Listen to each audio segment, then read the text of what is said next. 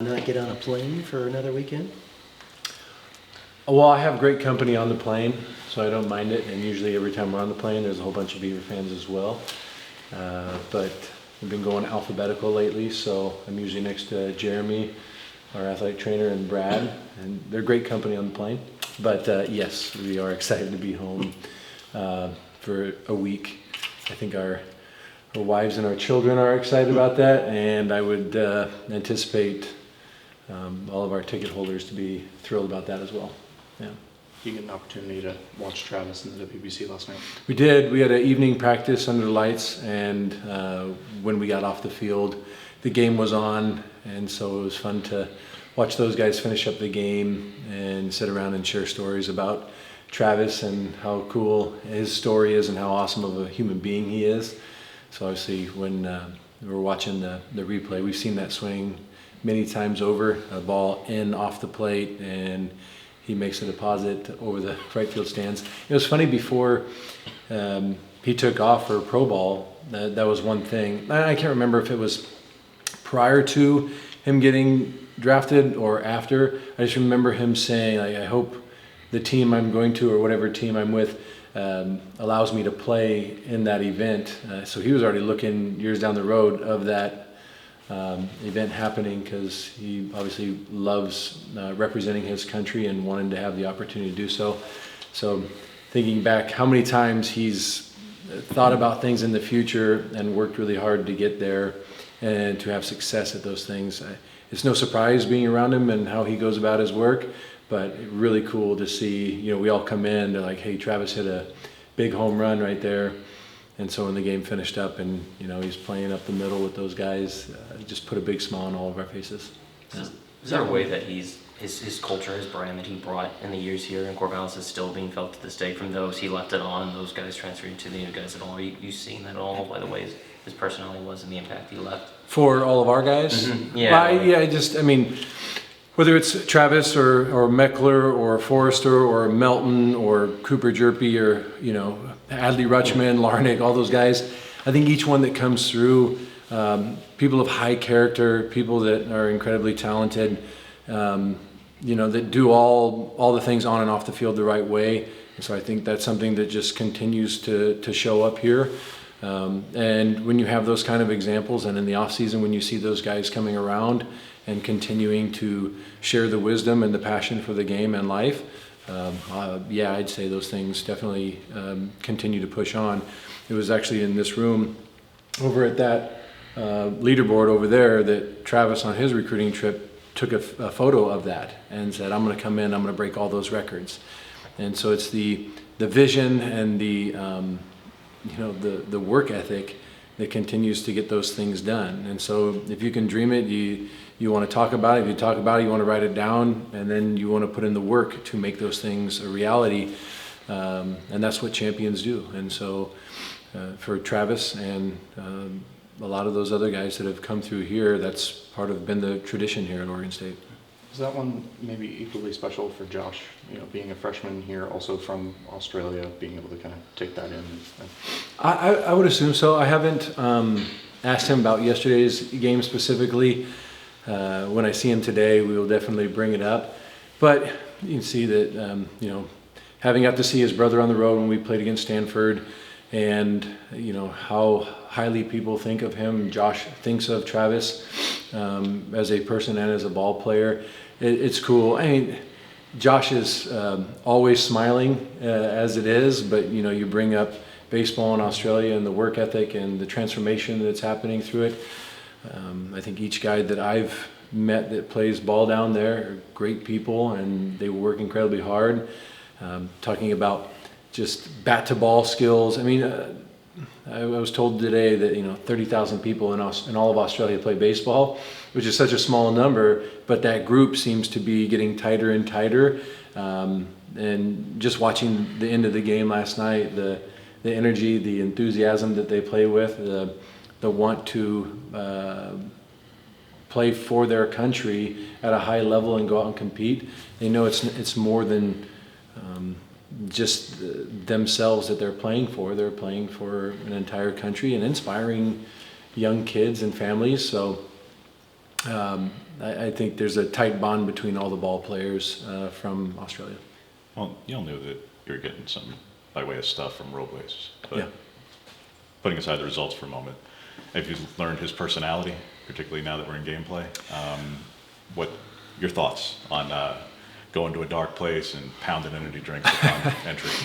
Well, we saw it when he had actually come here last year and pitched, and we saw the mentality. He did really well against our guys last year, a good offensive club.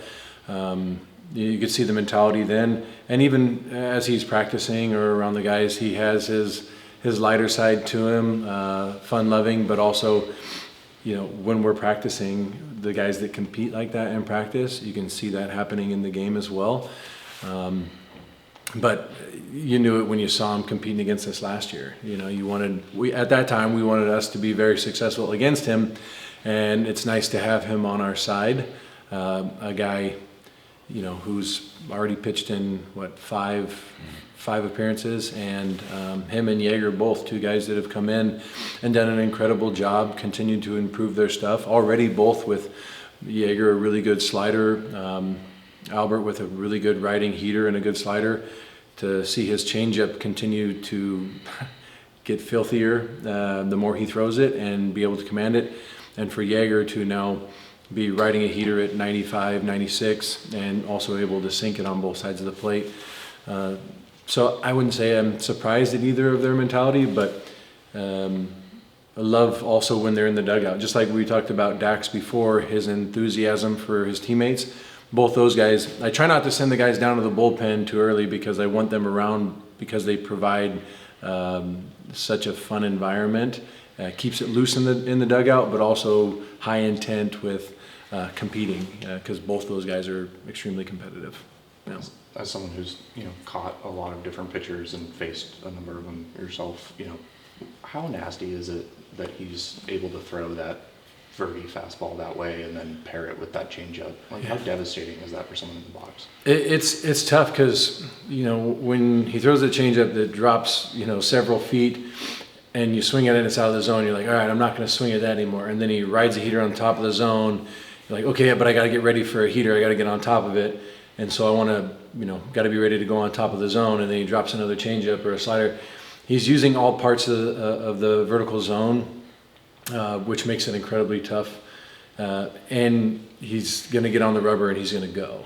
And so you don't have a lot of time necessarily to slow the game down. Albert can speed it up on you real quick. And in those moments that he's been in the game this far, they're big leverage situations. So emotions are already kind of running high.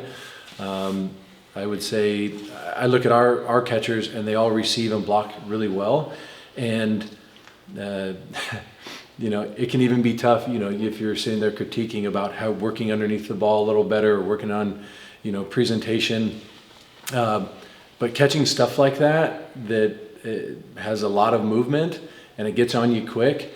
It's not always easy. Sometimes you feel more like Veritek, where you're stopping the baseball and not worried about necessarily framing the pitch. But I've left my catcher's glove in the locker intentionally because I have no interest getting behind there anymore. Being over 40 now, the vision and the hands don't work like they used to, so I'm going to leave it up to the real athletes now.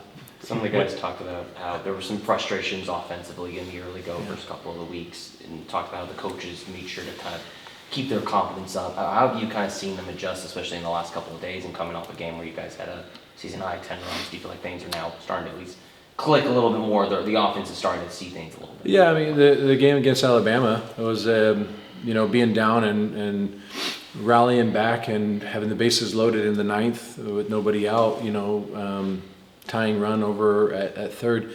That was a big rally for the guys. And that was the message after the game. As much as it stinks to lose, win or lose, you continue to learn and grow together, grow as an individual as well. And that was kind of like hey, do you guys feel that momentum shift right now? We've been working. And now with success these last couple of games, it doesn't mean we slow down. Now we just have a better direction on what we need to work on in the cages on the field and our mentality as far as going up to the plate, what opportunities present themselves. And so and it's also trusting the scouting report. When we see things and we have a plan at the plate, sometimes the plan can shift really quick once one pitch gets called, or they went inside even though they're typically going outside.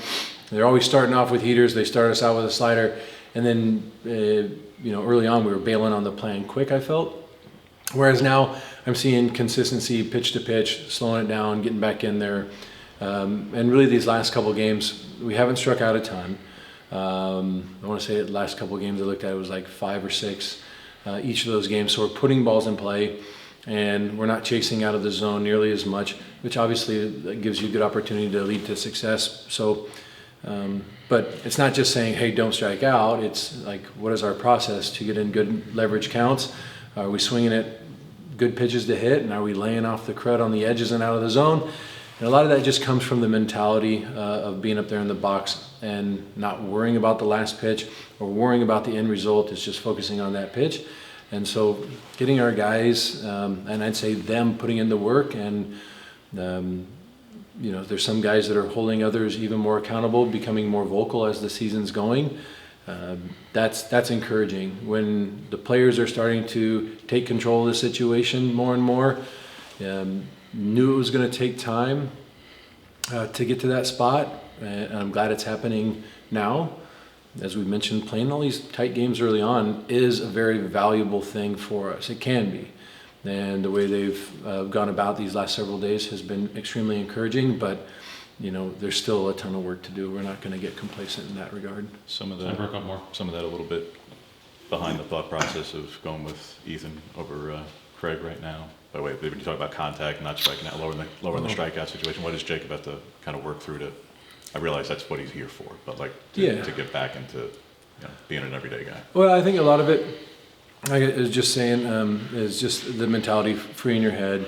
Sometimes you can put a lot of pressure on yourself. As Singers mentioned too, I really want to do the best thing for the team right now. I want to make sure that, and that can also equate to trying to do too many things. I have to get a hit right here. I have to drive the ball over the fence, which isn't the case. And I think Singer's 2 RBIs thus far have been on push bunts and a guy on third. And I said, hey, if that's what the calling is right now, the goal is to score a run. Not score multiple runs by any means. It's to get that guy to score or us getting on first base. And so whether it's Jacob or Singer or anybody else through that order, it's winning the at-bat and not making more of it than it really is. Yesterday, one of our rounds in batting practice, I said, it's bases loaded, nobody out. What do we do? What is our approach at the plate? And sometimes we can say, I'm looking for something to elevate, put in the air. I'm like, well, why not just drive something back up the middle? There's a lot of great results that can happen from that. Square the baseball up. And in order to do that, we need a good pitch to hit. And so a lot of our accountability in the box has just been on that, is finding a good pitch to hit and being ready to hit it. But when we're starting to get, when we were early on as a whole, very internal with our moves and our timing, it makes it really difficult to have high quality results. We end up being late as opposed to a loose moving, athletic body. And, Ethan over there, young, enthusiastic, wants to get in the game anyway, anyhow. Sometimes it's good to have a day off to clear your head, and what Porter's done a good job at. He's been hit by a pitch or two, and he's also drawn a couple walks. So it's getting to first base is a really good result, regardless of how you're getting there. And he's holding his ground in the box, whereas when you see guys move out of the way, the initial reaction is, gosh darn it, why didn't I just stay there and let it hit me? So it's getting over that initial sting, knowing that it's helping the team win. And there's other teams out there that have historically always done a good job at that. That's something we've always wanted to get better at, is holding our ground in the box, which will prevent the pitcher from moving our feet and our eyes and open up the plate for them. So it's a beautiful thing to have the ability to run guys in and out. Late in the game if we need to make switches, or even early in the game if we need to. So we're still learning those roles, and the only way to truly make that next big jump is get a little bit of experience out there. Sometimes not playing in the games revive some confidence and some motivation, and sometimes being in the game allows you to get over the bumps and bruises early of going to effort as opposed to intent. What goes into an eval of Girardano? Like, go back to converted catcher to reliever. Like, what goes into the eval to even take a flyer in the first place, and then to see the results that you've been getting from him thus far?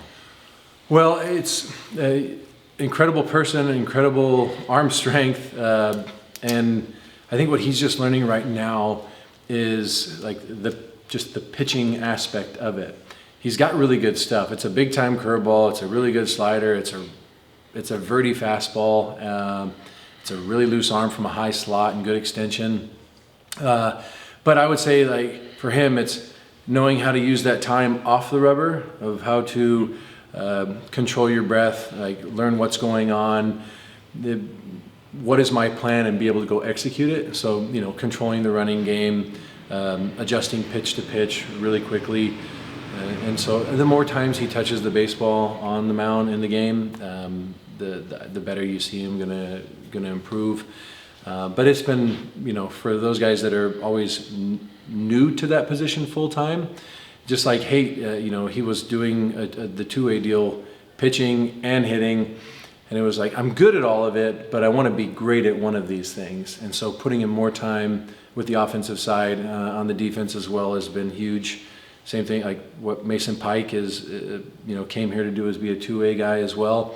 And so trying to find balance in all these things is incredibly difficult. And I do believe Gio will continue to take leaps and bounds forward now that he's just doing the pitching. Although he does, recommend, hey, coach, if you need me to jump behind there, catch a bullpen, warm a guy up, or catch an inning, I'd be happy to do so, to which I will decline. But